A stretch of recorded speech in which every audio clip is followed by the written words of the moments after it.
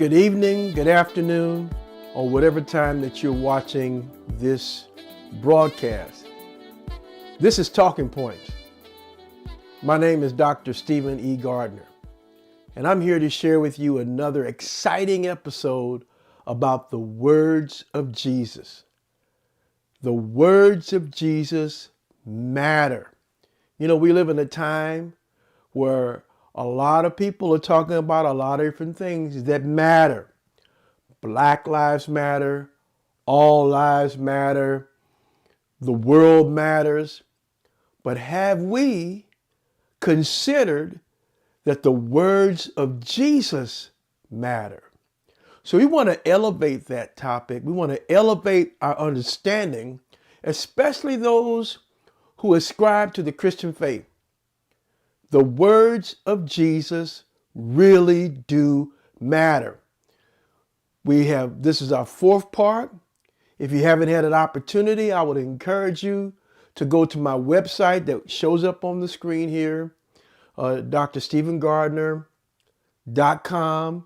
Go back and review part 1, part 2, and part 3 on the words of Jesus matter.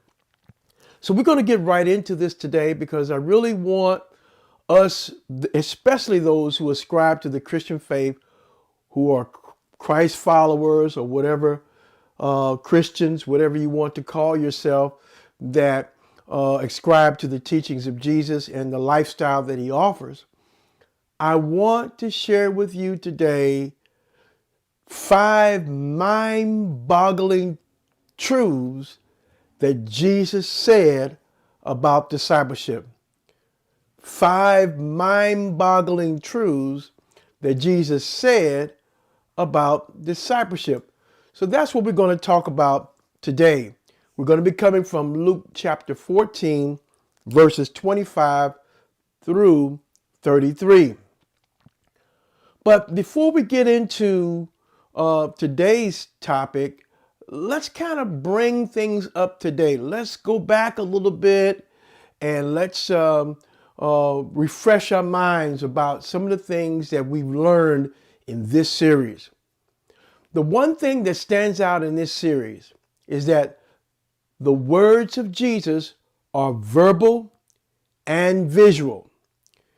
Jesus intended for his disciples to follow his pattern when making disciples of others. That is, not only use your words, but use your life.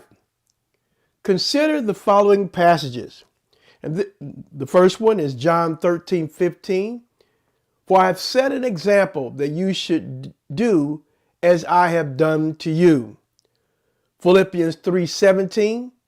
Brothers and sisters, join in imitating me and observe those who live according to the example you have in us.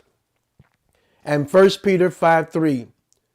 Do not lord it over those in your charge, but be an example to the flock. There's an old adage, we've heard it many times, and it's very applicable to what we're talking about in this series. Your actions speak louder than words. Also, what St. Francis of Assisi stated is equally true. Evangelize at all times and sometimes use words. Jesus' actions were also his words. Our actions are also our words. What he modeled before us informed others on how to live. Shouldn't his words and action matter to us? Has his words mattered to the point that we want to live them, not just saving ourselves, but to those who are listening and to those who are watching? 1 Timothy 4:15 and 16 kind of is where the support for that statement is made. The true disciple has moved the words of Jesus beyond memorization and revelation to the ultimate goal of incarnation. So let's get into this, the 5 mind-boggling truths Jesus said about discipleship. Luke 14, verses 25 through 33. Now large crowds were traveling with him, and he turned and said to them, whoever comes to me and does not hate father and mother, wife and children, brothers and sisters, yes, and even life itself, cannot be my disciple.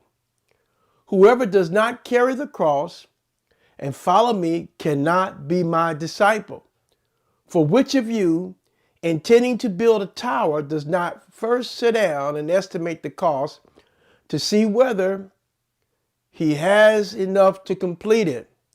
Otherwise, when he has laid the foundation and not able to finish it, all who see will begin to ridicule him, saying, this fellow began to build and was not able to finish.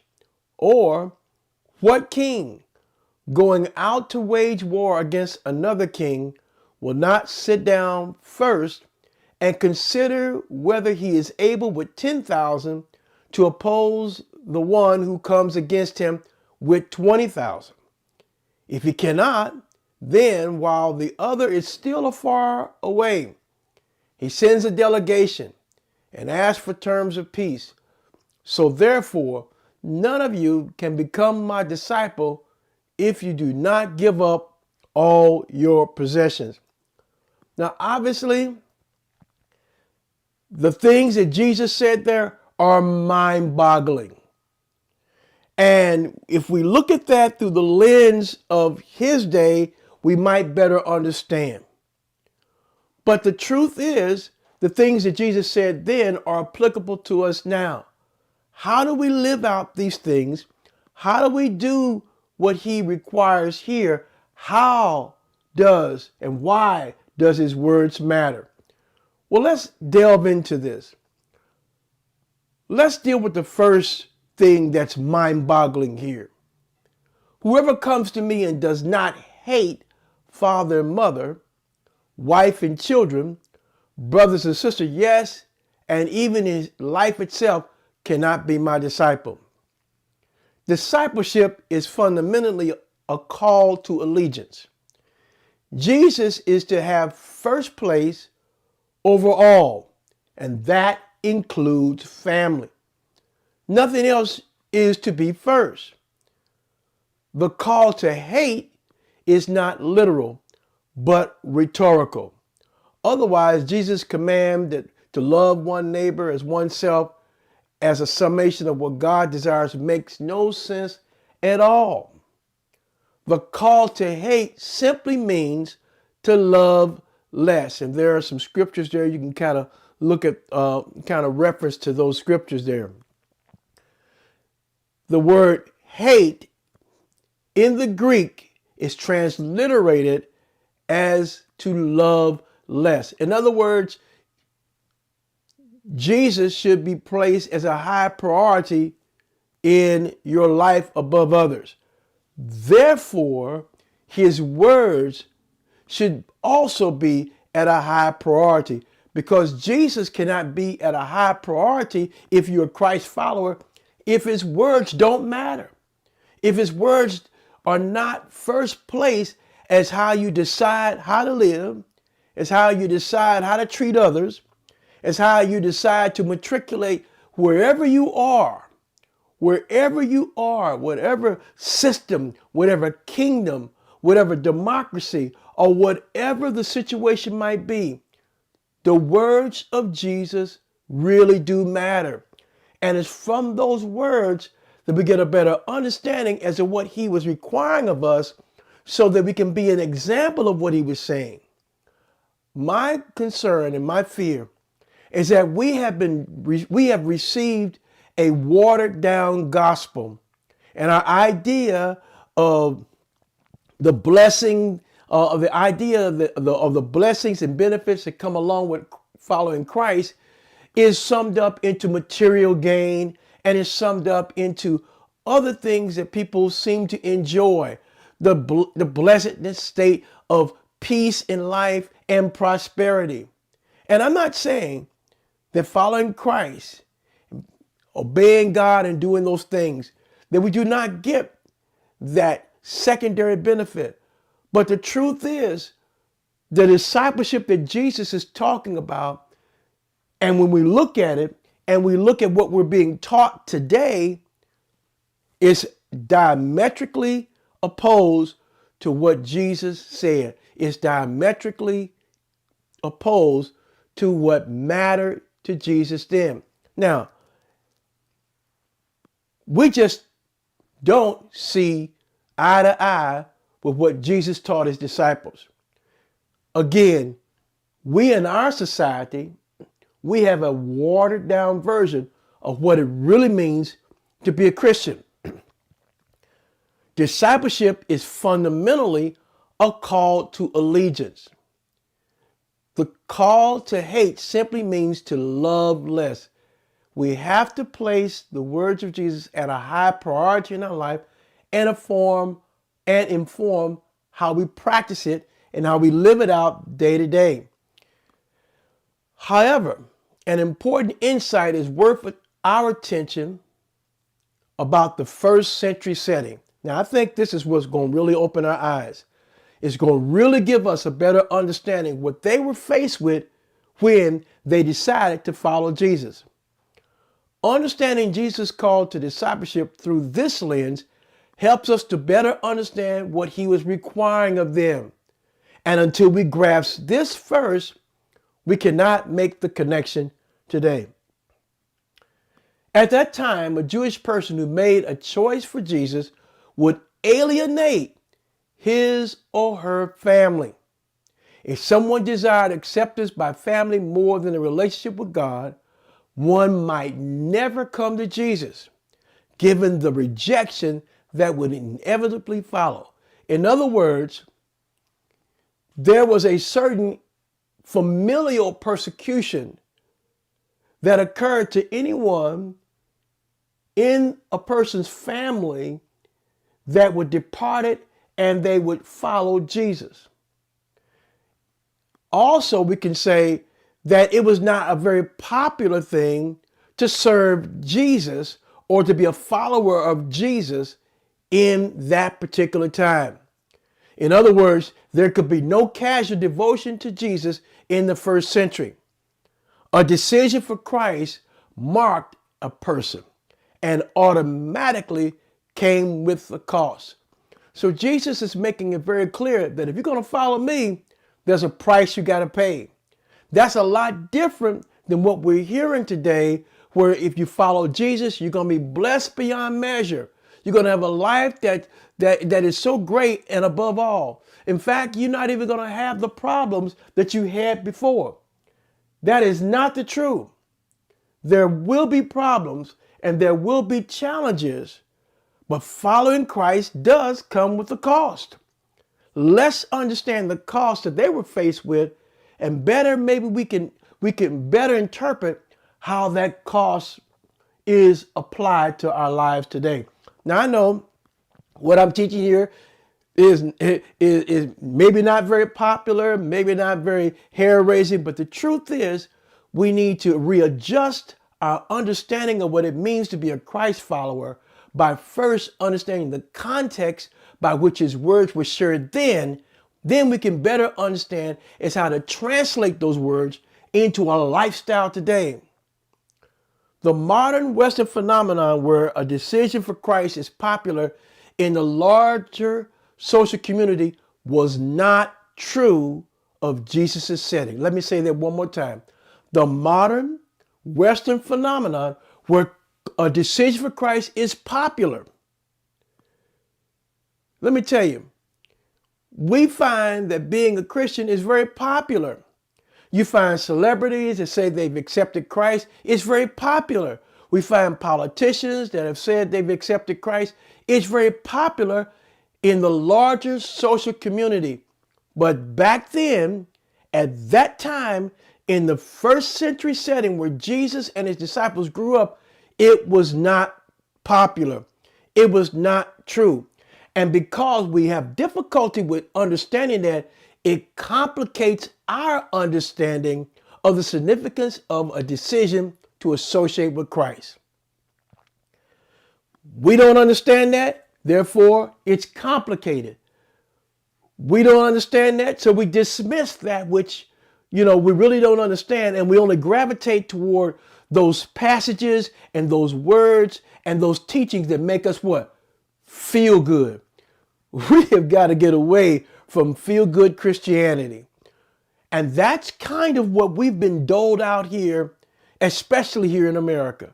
We have received a gospel that makes people feel good, not necessarily giving out this type of understanding that there's a cost associated with following Christ. Today, one might associate with Christ simply because it's culturally appropriate rather than for spiritual reasons. Remember when Jesus had a group of people following him and they were just following him for the loaves? They weren't really concerned about, about the message of salvation. They weren't really concerned about, gravitating toward right standing with God as a people. They were only concerned about what can benefit them now, what can feed their belly. They were following for the loaves. They were following Christ for the wrong reasons. They were simply identifying with Christ for cultural appropriateness. And that it's culturally appropriate here in America to what? Be a Christian. But it's not culturally appropriate in other systems and in other nations where Christianity or the message of Christ is not elevated. It's not culturally appropriate there. In fact, it comes with a cost. In fact, it comes with a price. Such a decision was impossible in the first century, that is, to follow Christ for cultural appropriateness. If one chose to be associated with Jesus, one received what? A negative reaction, often from within a person's own home or own family group. So that's about the family aspect in this particular setting, in this particular passage of scripture. Let's talk about the cross. He goes on to say in Luke 14:27, whoever does not carry the cross and follow me cannot be my disciple. Carrying his cross to the heart of the city was supposed to be a tacit admission that the Roman Empire was correct in the sentence of death imposed upon him.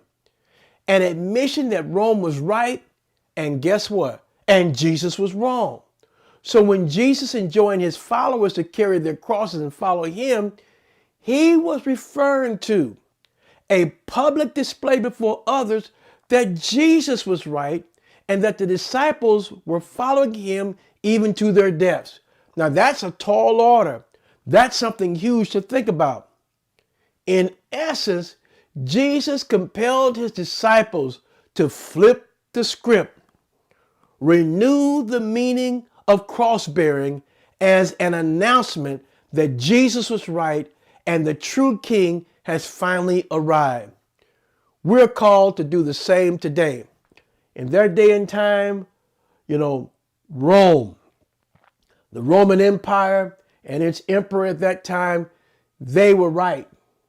And therefore, Christ was wrong. And so by them carrying and making the choice to carry their own cross, it was a statement to say, Jesus, the true king, is right. And you're wrong.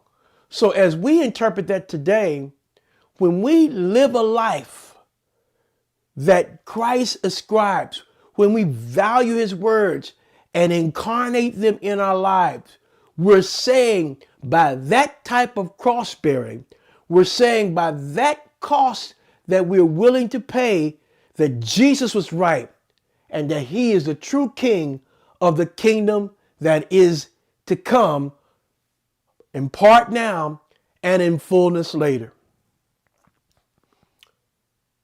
Well, let's look at 28 through 33.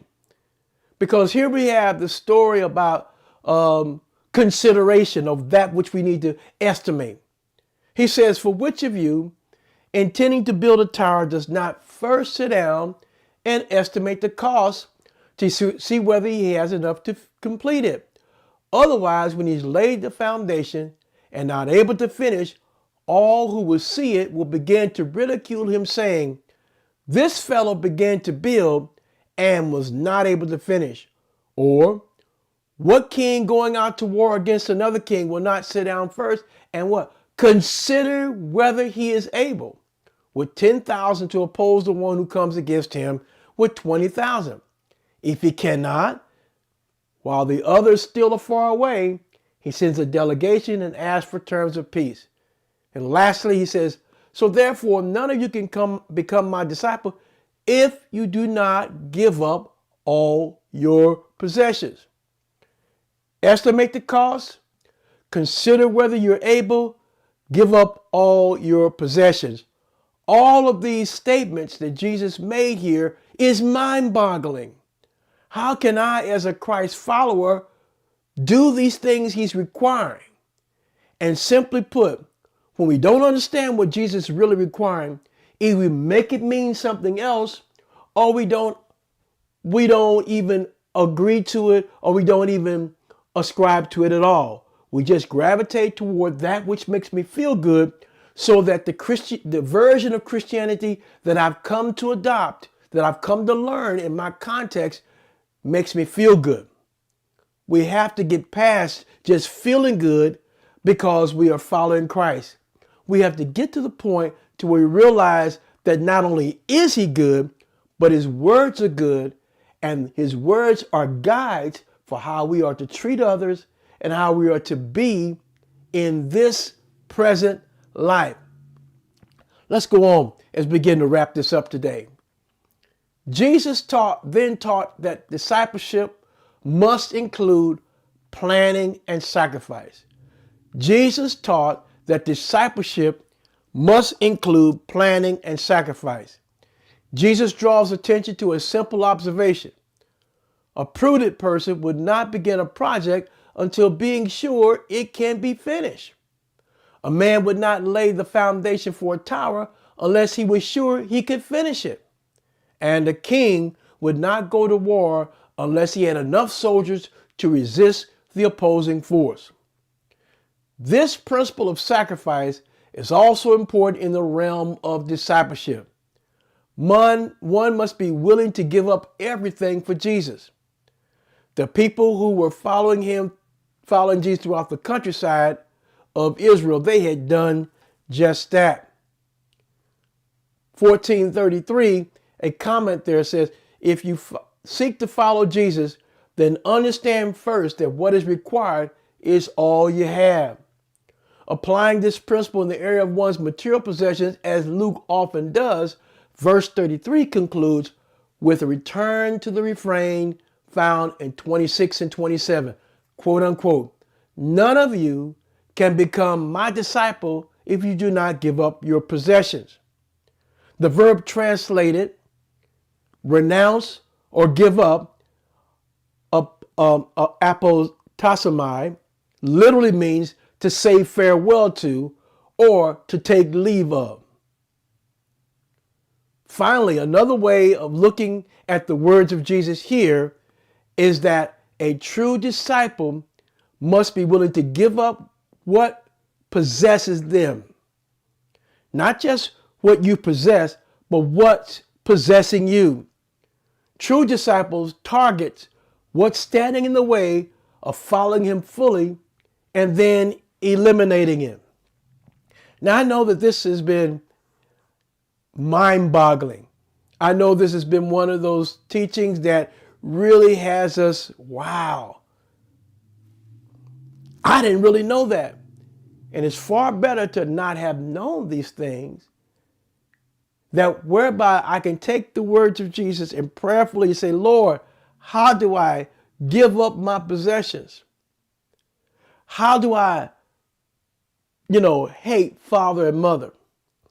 How do I count the cost? All of these are relevant questions, and they are supposed to be mind-boggling. But when we look at them in the context of what the early church and what Jesus and his disciples faced, we see that they lived under the threat of life and limb. The Roman Empire wasn't playing. And anybody that came opposing Rome or gave this idea of a threat to Rome, crucifixion was on the way. They were considered a traitor, and that crucifixion was the thing that they were looking for. They were going to wind up on a cross. When Jesus said to us then that if you don't take up your cross and follow me, you can't be my disciple, he is saying simply to us, wherever we are right now, the message of Christ is what matters. The words of Jesus is what matters. And my life matters to the point to where I'm willing to take the risk to walk in his words, irregardless of the challenges and the influences that may come my way. Now, do we all take on this whole thing all at once? How do we grapple with all these truths? How do we grapple with these mind-boggling statements that Jesus made? The old saying is, how do you eat an elephant? One bite at a time. And so by carefully, and you're going to hear me say this probably over and over again, by carefully looking at the context of how the words of Jesus were shared at that time. First of all, understand what it meant then. Prayerfully and through study, we can begin to look at how we can apply the essence of what Jesus was saying now. We may not be headed for crucifixion, not in that sense, but we might be headed toward a challenge that may say, either I'm going to obey the spirit of this age or I'm going to obey the Spirit of Christ. I trust that now and at this time that you've been blessed by what we've learned thus far on the words of Jesus matter. Come back next time as we right here and we're going to go a little bit further in looking at what Jesus said, looking at some of the hard sayings that Jesus passed on to his disciples, and looking at some things that give us a fresh look at what it means to be a Christ follower in our world today. See you next time here on Talking Points.